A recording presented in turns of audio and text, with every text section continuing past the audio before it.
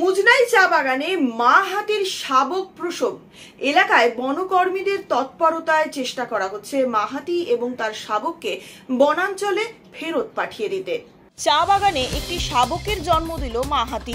আলিপুরদুয়ার জেলা মাদারিহাট বীরপাড়া ব্লকের মুজনাই চা বাগানে। চা বাগান সহ ডুয়ার্সের বিভিন্ন এলাকায় প্রায়শই হাতির দল লক্ষ্য করা যায়। চা বাগানে হাতির শাবক প্রসব করা প্রথমবার নয়, এর আগেও বেশ কয়েকবার দেখা গিয়েছে। বর্তমানে মা হাতি ও শাবক চা বাগানের নালায় রয়েছে। ঘটনাস্থলে বনকর্মীরা পৌঁছেছেন।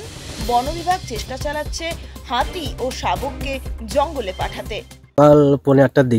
সকাল 8:30টার দিকে বুঝতে পেরেছি এখানে আমাদের কাছে একটা ময়না ঝড়া আছে। ওই ময়না ঝড়াতে আজ বাচ্চা দিয়েছিল। তো এর সাথে আর দুটো হাতি ছিল। যখন উনি বাচ্চা দিয়েছেন তখন ছিল ওর দুটো হাতি। যখন ওখান থেকে এই জায়গাটা যখন আসছে তখন হচ্ছে একা হয়ে গেল, এখানে দুটো ছেড়ে দিয়ে চলে গেছে। আচ্ছা, কত দিকে ঘটনাটা? এটা হচ্ছে 8:30। বাচ্চাটা কোথায় দিয়েছে? ময়না ঝড়াতে বাচ্চা দিয়েছে 8:30টার সময়।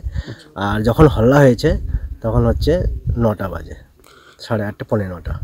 এই জায়গাটার নাম কি? এই জায়গাটার নাম হচ্ছে মুজনাই বাঙালি ডিভিশন, কয়লাবেটা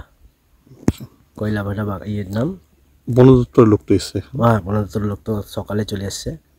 আপনার নাম? আমার নাম হচ্ছে কৃষ্ণকান্ত ঝা।